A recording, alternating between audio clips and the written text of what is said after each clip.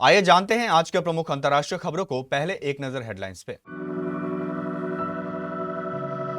उद्धव की सेना फिर गई टूट, 6 बागी सांसदों ने शिंदे को माना नेता, लोकसभा स्पीकर को सौंपी चिट्ठी।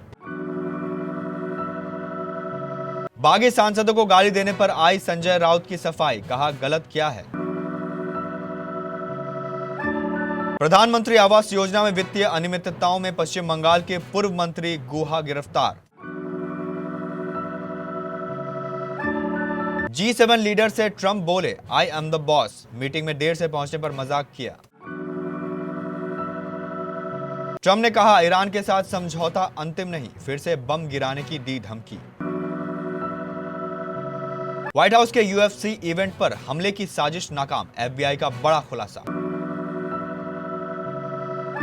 एक साथ फटने वाले हैं दो सबसे खतरनाक फॉल्ट, वैज्ञानिकों ने दी अमेरिका में महाभूकंप की खौफनाक चेतावनी। सोने चांदी का रेट लगातार दूसरे दिन गिरा, जाने आज कितना सस्ता हुआ 18, 22, 24 carat gold. Ramayan show fame Deepika के बदले तेवर, वेस्टर्न लुक में दिखा स्वैग। खिलाड़ी को धक्का मारा था, अब वैभव सूर्यवंशी पर एक्शन। महाराष्ट्र की सियासत में एक बार फिर से उद्धव ठाकरे को बड़ा सियासी झटका लगा है। शिवसेना के 9 लोकसभा सांसदों में से 6 सांसदों ने उद्धव ठाकरे का साथ छोड़कर अलग अपना गुट बनाने का फैसला किया है।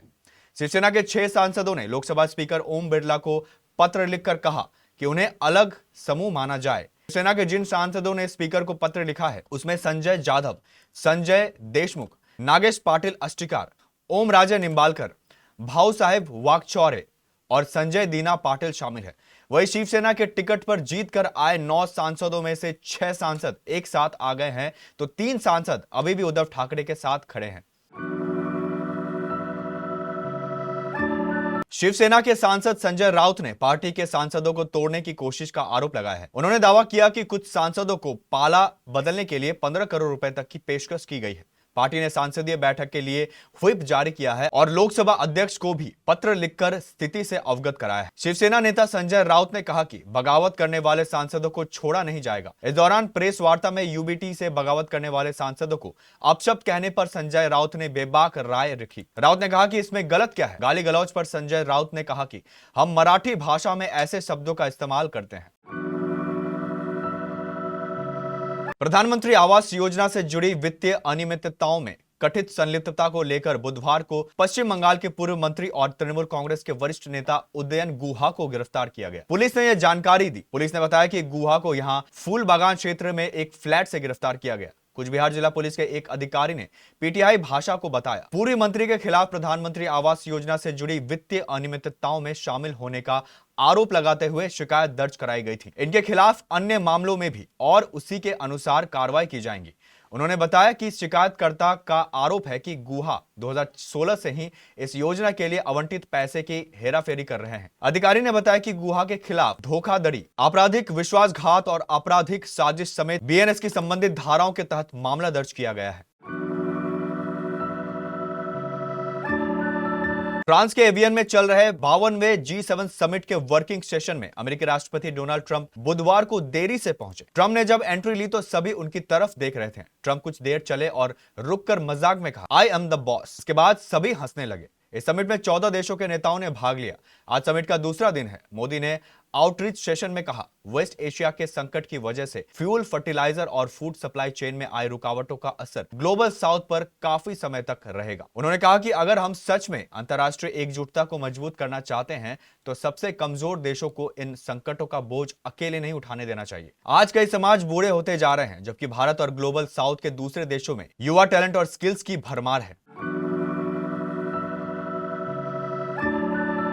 अमेरिकी राष्ट्रपति डोनाल्ड ट्रंप ने कहा ईरान के साथ जिस समझौते पर सहमति बनी है वो समझौता अभी अंतिम नहीं है। G7 शिखर सम्मेलन में मिस्र के राष्ट्रपति अब्देल फतह अल सीसी के साथ खड़े ट्रंप ने कहा अगर वो ठीक से व्यवहार नहीं करते हैं तो हम सीधे फिर से उनके सिर के ठीक ऊपर बम गिराने लगेंगे। उन्होंने यह भी दोहराया कि अमेरिका ईरान में निवेश नहीं कर रहा है। यह उन रिपोर्ट्स के बाद आया है जिनमें कहा गया था कि अमेरिका ईरान के फाइनल सेटलमेंट के लिए राजी होने के बदले में ईरान के लिए एक इन्वेस्टमेंट फंड की इजाजत देने का तैयार है। मंगलवार को अमेरिकी राष्ट्रपति ने यह भी कहा था कि डील के तहत ईरान के पास कभी भी परमाणु हथियार नहीं होगा। यह बयान ऐसे समय आया है जब अमेरिका और ईरान शुक्रवार को स्विट्जरलैंड में समझौते पर हस्ताक्षर करने के लिए मिलने वाले हैं।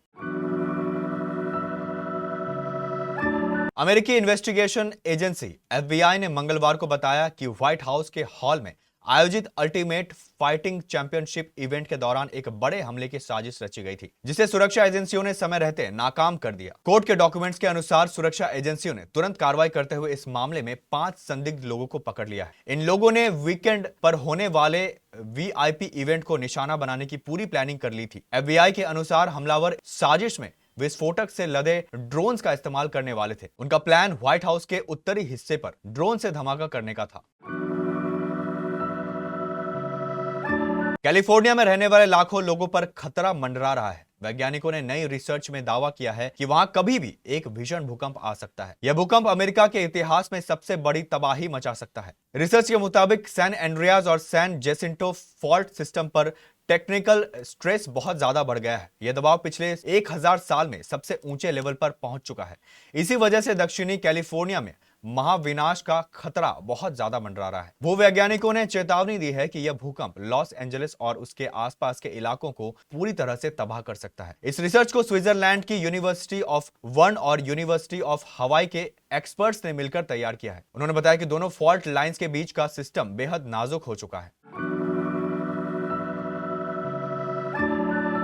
भारतीय सराफा बाजार में सोने चांदी की कीमतों में बुधवार को फिर गिरावट देखने को मिली है। Indian bullions and jewellers association की आधिकारिक वेबसाइट ibiza-rates.com जून 2026 को जारी रेट्स के मुताबिक सोने चांदी सस्ते हुए हैं। ibiza-rates.com पर सुबह जारी किए गए रेट्स के मुताबिक 995 शुद्धता वाले यानी 23 कैरेट सोने का रेट 1,49,000 रुपए प्रति 10 ग्राम के पार है। वहीं 22 कैरेट सोने की कीमत 1,38,000 रुपए प्रति 10 ग्राम से नीचे है। ताजा कीमतों की बात करें तो 999 शुद्धता वाले यानी 24 कैरेट सोने का रेट गिरावट के बाद 1,50,000 रुपए प्रति 10 ग्राम के पार है। वहीं चांदी का रेट 2,48,000 रुपए प्रति किलो से अधिक है। दीपिका चिखलिया टीवी की जानी मानी एक्ट्रेस है। उन्हें रामानंद सागर की रामायण में सीता का किरदार निभाकर घर घर में खास पहचान मिली। दीपिका को लोग आज भी रामायण की सीता के तौर पर जानते हैं और उन्हें वही प्यार और सम्मान देते हैं। मगर अब टीवी की सीता को वेस्टर्न अवतार में देखकर फैंस के होश उड़ गए। टीवी की सीता का बदला अंदाज हाल ही में 61 साल की दीपिका चिखलिया को मुंबई के सड़कों पर स्पॉट किया गया। दीपिका को देख पैप्स ने उन्हें अपने कैमरों में कैद कर लिया। इस दौरान दीपिका चिखलिया ट्रेडिशनल साड़ी नहीं बल्कि वेस्टर्न अवतार में दिखाई दी। जीन्स और व्हाइट शर्ट में दीपिका काफी स्टनिंग लगी। उन्होंने बिग साइज सनग्लासेस लगाकर अपना लुक कंप्लीट किया। मिडिल पार्ट अपने हेयर और लाइट मेकअप में दीपिका की खूबसूरती का जवाब नहीं है। फैंस उन्हें देखते ही रह गए। भारत ए और श्रीलंका ए के बीच दाम्बुला में खेले गए मुकाबले के बाद हुए विवाद में वैभव सूर्यवंशी पर मैच फीस का 50% जुर्माना लगाने की सिफारिश की गई है। मैच रेफरी प्रदीप जयप्रकाश ने श्रीलंका ए के विशेन हलाम बागे पर भी जुर्माना लगाने को कहा है। 15 जून को श्रीलंका ए के खिलाफ सुपर ओवर में हारने के बाद वैभव ने श्रीलंकाई खिलाड़ी को धक्का दे दिया था। वही कप्तान तिलक वर्मा पर 30% और श्रीलंका ए के विकेटकीपर बल्लेबाज निरोशन डिकवेला पर 20% जुर्माना लगाने को कहा गया है। तिलक ने मैच के समय अंपायर से बहस करते हुए मैच टाई होने के बाद सुपर ओवर कराने को कहा था। वही डिकवेला पर स्लेजिंग के आरोप लगाए गए। मैच रेफरी ने कहा कि मैच और उसके बाद हुई घटनाओं के आधार पर रिपोर्ट में जुर्माने की सिफारिश की गई है। अब अंतिम फैसला संबंधित क्रिकेट बोर्ड और टूर्नामेंट की अनुशासन समिति को लेना है।